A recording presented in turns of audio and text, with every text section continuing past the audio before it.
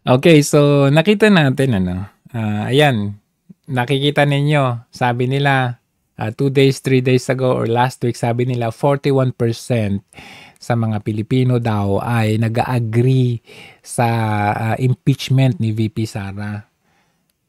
Nakalain ninyo, kaya mabuti na lamang no, meron tayong mga ganito na pagtitipon kasi ang totoong survey ay eto, na fact check yung survey ko no ng kung anong firm dyan na 41% daw. Ano ang tawag dito? Ito ba yung sinasabi niyong 41%? Ito, pagkadami-dami, milyon-milyon po ang dumalo dito. At take note, ang pinagbabasehan dito is in support to the President's calling na stop ang impeachment for Sara Duterte. So nakita ninyo, ang daming umattend dyan. To stop the impeachment of VP Sara. Alright? So, nasaan dyan yung 41%? Saan kayo kumuha ng 41%? Kung sa dinami-dami nito, 1.6 million, take note, yung 1.6 million lang na ito ay sa sentro lang yan, sa Quirino Grandstand. Kung titignan natin sa mga iba't ibang bahagi ng bansang Pilipinas, meron tayong 13 na locations sa buong Pilipinas na umattend na mga Iglesia ni Cristo. Okay? So, kung yung 1.6 na yan, tentative pa lang yan. Wala pa yan hindi pa yan kabilang sa Davao at sa ibang bahagi ng bansang Pilipinas. So, dito natin makikita na talaga nga naman, no, malaking parte or malaking kontribusyon itong isinagawa ng Iglesia ni Cristo. For me, it's very historical and meaningful itong ginawa nila. Kasi ang pinagbasehan naman din ng iglesia dito is yung mga sinabi ni Marcos Jr. kagaya ng pagkakaisa. 'Di ba? Anong sinabi niya nung panahon ng kampanya? Ang dami niyang sinabi, ayan, no, pagkakaisa. Dahil sa aking tapat na paniniwala. Bilangin ninyong sinabi niyang word na pagkakaisa nung siya ay nangangampanya. Hindi mo mabilang. Oo. Pagkakaisa siya ng pagkakaisa, sabi niya, ang pagkakaisa ang daan tungo sa kaunlaran ng bayan. Pero sila hindi nagkakaisa. Na ang pagkakaisa ay ang unang hakbang upang tayo ay makaraos na dito sa gitna ng krisis, lahat ng sakuna na inabutan ng ating mahal na bansang Pilipinas. Tayo po ay nakaraos lamang dahil tayo ay nagkaisa. Sabi daw, mga sakuna o kung anong sakuna na darating, tayo ay makakaraos kung tayo ay nagkakaisa. Sabi niya, maraming naniwala, maraming nabudol. Yun pala, iba palang pagkakaisa. Sila nagkaisa para ibulsa ang pera. Just like what happened doon sa flood control natin. Kaya, eto, kung titignan natin itong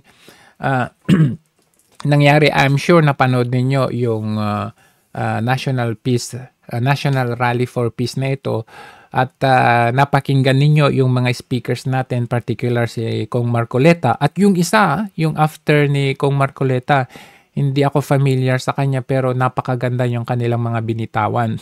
So una dito si Kong Marcoleta, ang sabi niya, siyempre sabi nila hindi raw ito politiko, walang bahid na walang kinakampihan. Pero kung makikita natin talaga, ang nilalaman nung kanilang mga pahayag, yung kanilang speech, ito po ay pumaparticular at kumukundi na talaga sa presidente.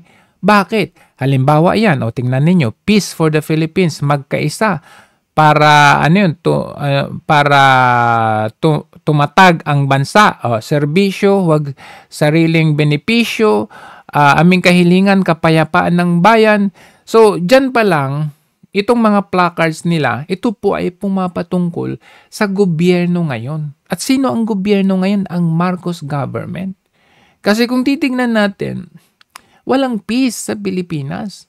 Nagkakagulo ang Pilipinas natin. Hindi nagkakaisa ang Pilipinas. Unang-una, ang Marcos at saka Duterte hindi nagkakaisa. Magkaaway na ngayon. Pangalawa, yung nasa house nga, hindi magkaisa . nag-aaway din sila. And pangatlo, yung House, hindi sinusunod si Marcos Jr. Kasi anong sabi ni Marcos Jr.? Pigilin, wag nang ituloy ang impeachment na yan. Anong ginagawa ng House? Kaliwat kanan. Ginawa nila yung Quadcom. Sabi ni Kong Marcoleta, akala ko ginawang Quadcom to address ang problema ng bansa natin.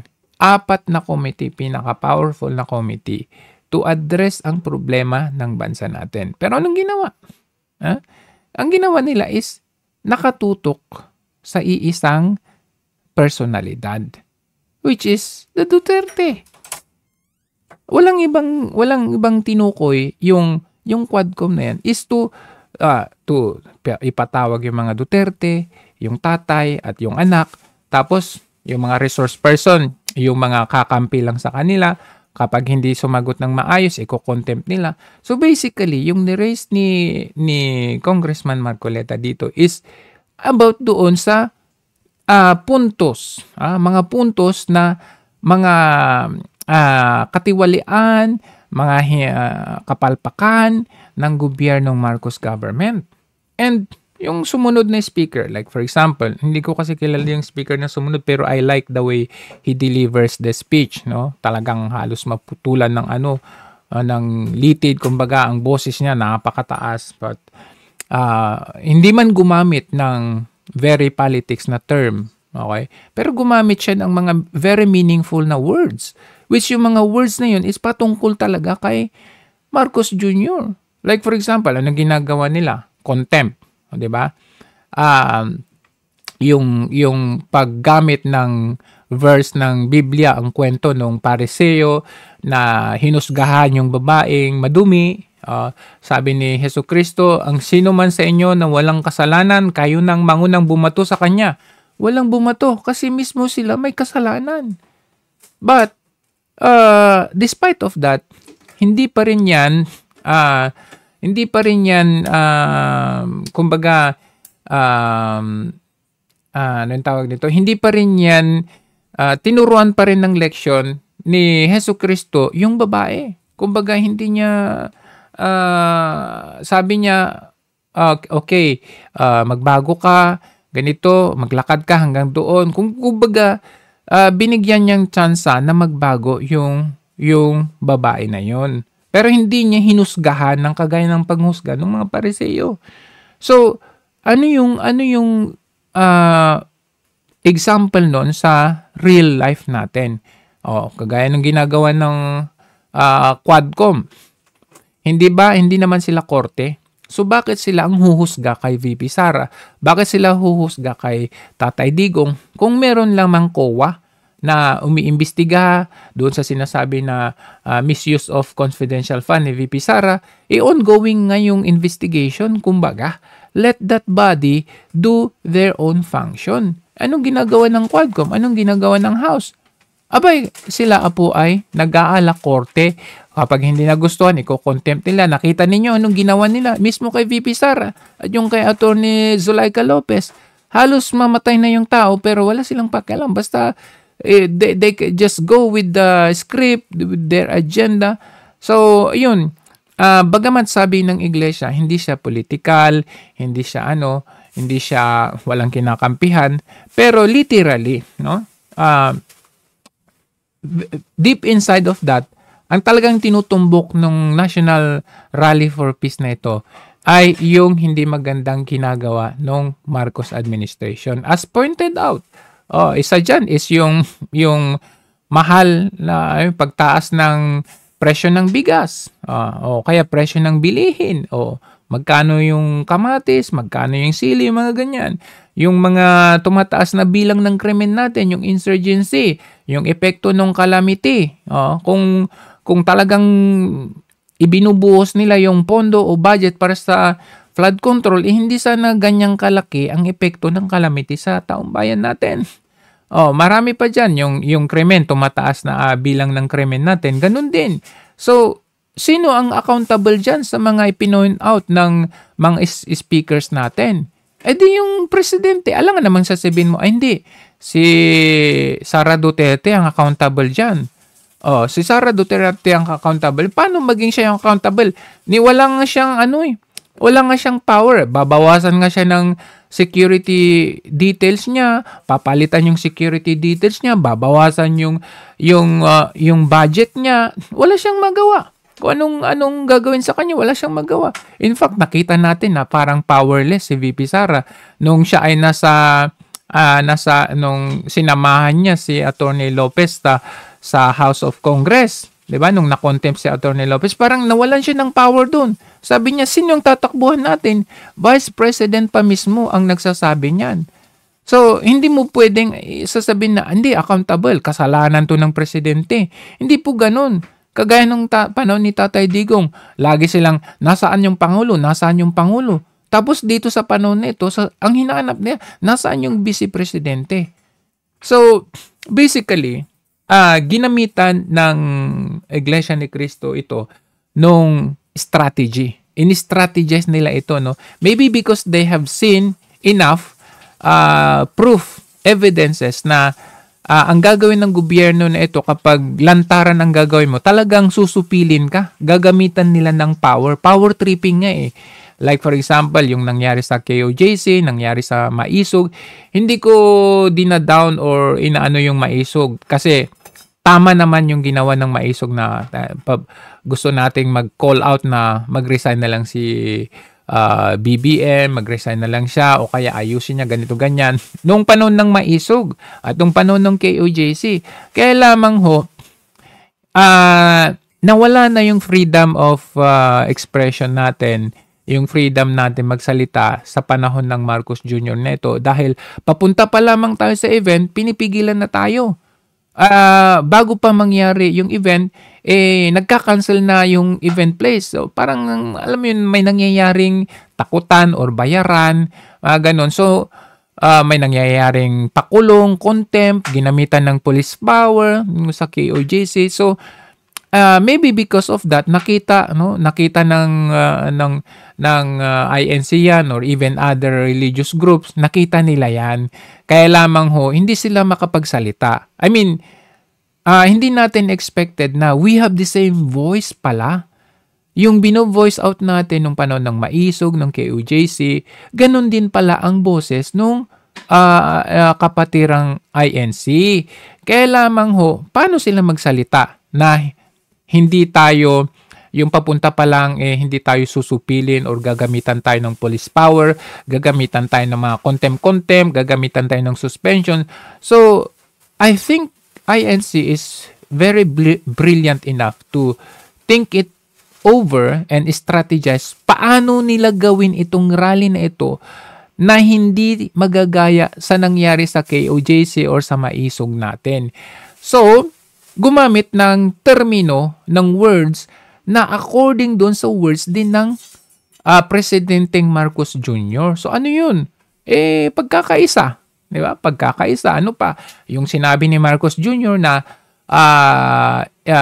sinusuportahan niya na itigil yung impeachment kay VP Sara. So, ginamitan na. So, kung ako presidente, ang ginamit naman ay yung lingwahe ko, paano ko gawing pigilan itong mga taong ito? So, di ba, that's the reason why na nakita natin, no, andun, pinatulungan yung MMDA to implement guidelines, cleanliness or security.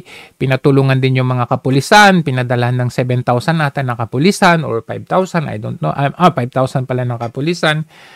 So, ibinigay din yung Quirino Grandstand na place. Parang ganun. Kasi, kumbaga ginamitan ng iglesia, ng lingwahe, nung si Marcos Jr. Kaya, akala siguro ni Marcos Jr., hindi niya expected, akala niya siguro ito ay okay lang to. Kung baka pumapabor din sa kanya, parang ganun.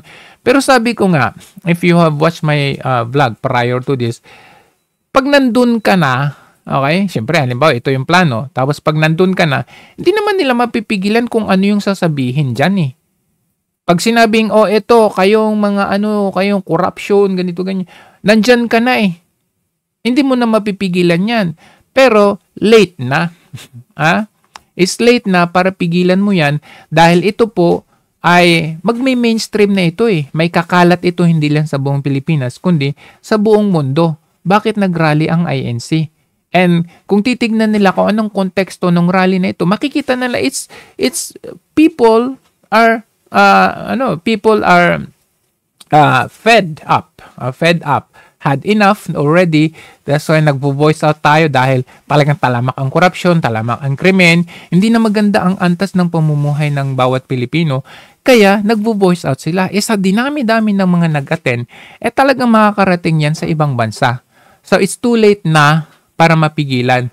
Taliwas doon sa nangyari sa Maisog or sa KOJC, talagang hindi pa siya nag-mainstream talaga, kaya hindi nakarating yan sa ibang bansa. Pero this time, okay, the very brilliant strategy ng INC, sabihin mang hindi ito political, hindi naman talaga political per se, pero ang nilalaman nito is yung boses ng taong bayan. Kaya I salute, no? Paano ginawa, paano na plano, paano na strategize ng Iglesia ni Cristo na ito ang pagsagawa ng National Rally for Peace na ito. Take note, iba-ibang bahagi ito iba-ibang grupo ito. May mga Ilocano, may mga Tagalog, may mga Visaya, may mga Ilonggo, may mga Muslim, mga Mindanao. But hindi pala kasali yung Muslim. But they are Iglesia ni Cristo. Representing one voice. Ano yung one voice natin? Yung boses din natin ng Maisog. Ang pinagkaiba lang, walang call to have BBM resign. But this time, ang call dito is, hoy, magbago ka, ayusin mo ang pamamalakad mo. Okay? So, this is just a prelude. Hindi ito natatapos dito. Natapos man ang programa na ito ay just a beginning. Prelude pa lamang ito. Ngayon, kung itong gobyerno na ito hindi niya inayos, hindi niya pinakinggan itong boses ng mga nagsalita ngayon, baka mauuwi tayo sa kagaya ng kanyang tatay. Remember, ang kanyang tatay, it took 21 years. Mga kapatid, mga kababayan, it took 21 years para once and for all na-topple down ng Pilipinas, ng taong bayan, ang Marcos Sr. government.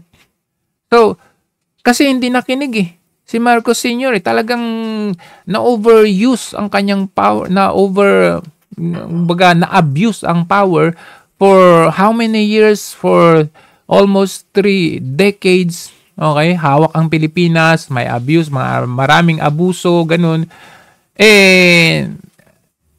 Accumulated na yung galit ng taong bayan, naipon yung kahirapan, nararamdaman.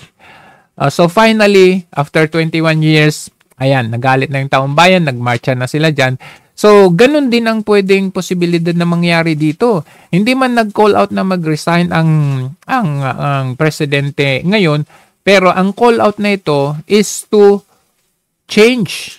Okay? Magkaroon tayo ng kapayapaan, magkaroon tayo ng pagkakaisa. Pwede naman siguro magkaisa eh. In what way? O baguhin nila yung style nila, yung ginagawa nila kay Sara Duterte, ang ginagawa nila kay Tatay Digong, ang ginagawa nila sa justice system natin, contempt dito, suspension doon, ang mga ganun, baguhin nila yun at siguro pwede natin magkaisa because of that. Kung hindi, talagang masusundan pa ito, hindi man ng iglesia ang magpapatuloy nito, baka ibang congregations na or ibang grupo na o kaya lahat na tayo dito at baka hindi na peace rally kundi talagang madugo. At kung mauwi ito sa madugo, talagang matatapol down na itong Marcos Jr. administration na ito.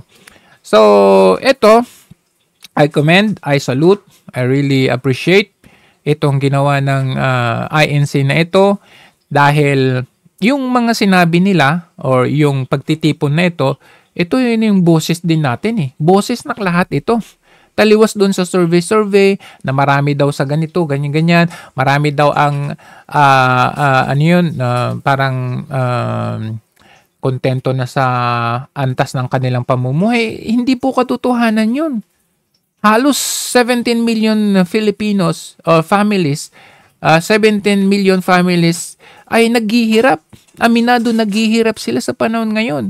Hindi po yung totoo. Kaya very historical, very meaningful itong nangyaring Iglesia ni Cristo Rally na ito, dahil ito po ay nagbubukas sa kaisipan, hindi lang sa mga iglesia or hindi lang sa mga pero magbubukas pa ito ng kaisipan sa mga hindi pa or sa mga nalilito pa.